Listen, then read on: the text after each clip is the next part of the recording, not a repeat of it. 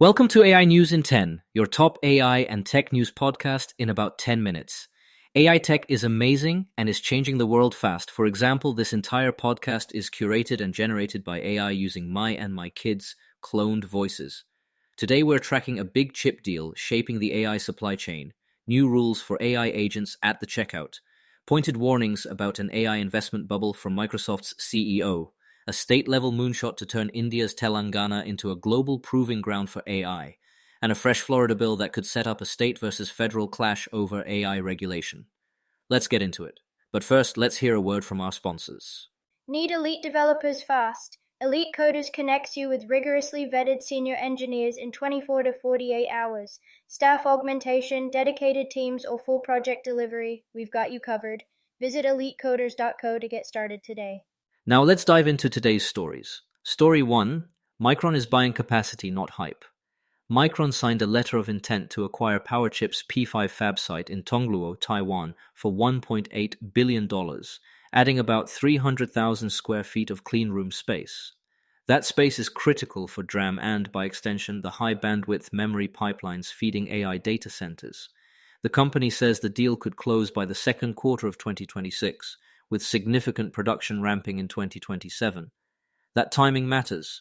Industry trackers say DRAM prices jumped 40 to 50% late last year, and leading suppliers are effectively sold out into 2026 as AI servers soak up supply.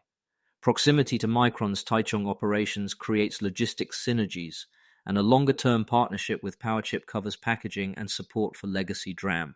Put simply, Micron is positioning to catch a multi-year AI demand wave, not just a one-quarter pop. Why should you care? Memory has quietly become the swing factor in AI system costs. If Micron can add DRAM capacity while HBM demand stays red-hot, it could ease bottlenecks by late 2027, or if demand cools, risk oversupply. For now, it's a strategic bet on the AI everywhere thesis. Sources include Micron's investor release, the Wall Street Journal, Data Center Dynamics, and TrendForce. Story 2. Who writes the rules when your AI agent buys things for you?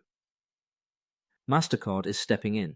The company told Axios it's partnering with the big platforms, think Google and Microsoft, to define standards for what it calls agentic commerce, where AI agents browse, compare, and pay on a user's behalf.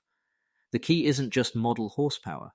It's trust, identity, authentication, dispute resolution, and who's liable when an agent gets it wrong. MasterCard says the winners won't be a single model or app, but an ecosystem that secures identity across retailers and wallets, and makes machine-to-merchant transactions auditable by default. That's a shift from today's one-click checkouts and card on file to something more like an agent on file, with policy guardrails and payment network rules embedded from the start. The takeaway?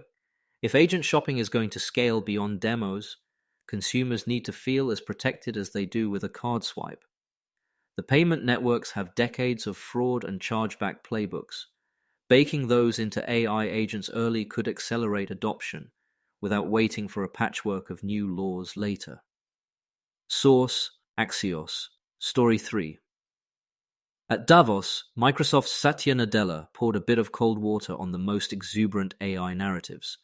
And he's probably right. Speaking to the Financial Times, he warned the AI boom could look bubbly if usage remains concentrated among a few tech giants and wealthy countries. The antidote, in his view, is to broaden adoption in real industries and emerging markets, and let companies mix and match models, including open source, to hit outcomes at the right cost. He stressed that success won't hinge on one provider, and that value creation depends on putting AI in the context of a firm's own data and workflows. This matters because it reframes the conversation. Instead of asking how many GPUs you can buy, ask where the productivity gains actually land. If AI's benefits diffuse across healthcare, manufacturing, and small businesses, the current CapEx surge looks more like railroads or broadband, massive, messy, but ultimately society scale.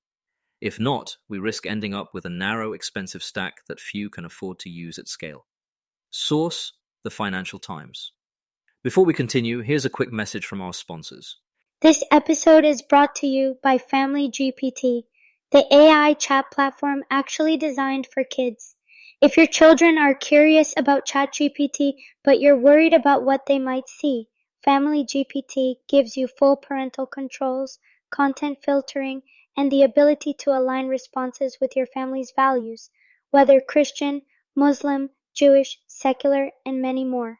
Monitor every conversation, set usage limits, and let your kids explore AI safely. No ads, no data selling, complete privacy. Sign up free at familygpt.chat. That's FAMILYGPT.chat. All right, let's get back to it. Story 4. India's Telangana state is launching what it calls a global AI proving ground, unveiled at Davos. The Telangana AI Innovation Hub, or TIH, is framed as an autonomous institution that blends infrastructure, research, startups, capital, and live testing to convert AI talk into applied deep tech outcomes across chip design, quantum, and advanced sensors. The state's chief minister is unveiling the hub today, positioning Telangana as a top 20 innovation center and pitching TIH as a live sandbox where enterprise-grade solutions are validated at scale. The idea is to move beyond incubators and white papers, and pressure test new systems in the wild with industry partners and regulatory oversight.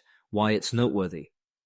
As companies wrestle with how to safely test agentic systems, especially ones that control tools, handle sensitive data, or act in the physical world, jurisdictions that offer credible sandboxes can attract both capital and talent. If Telangana executes, it could become a go-to staging ground for companies seeking results, not just research papers.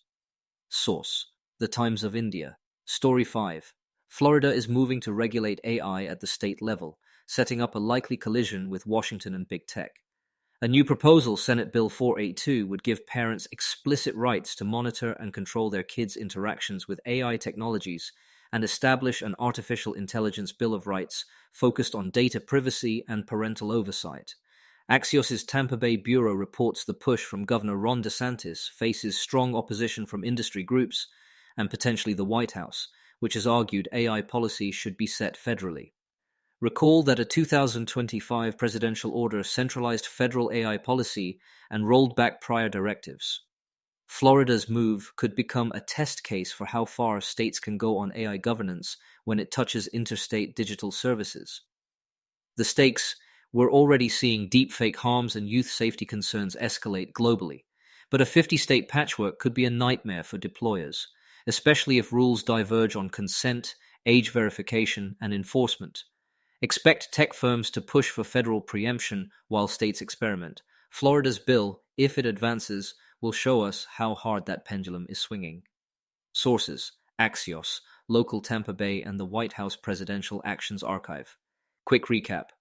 Micron's $1.8 billion Taiwan fab deal shows how memory makers are arming for multi-year AI demand.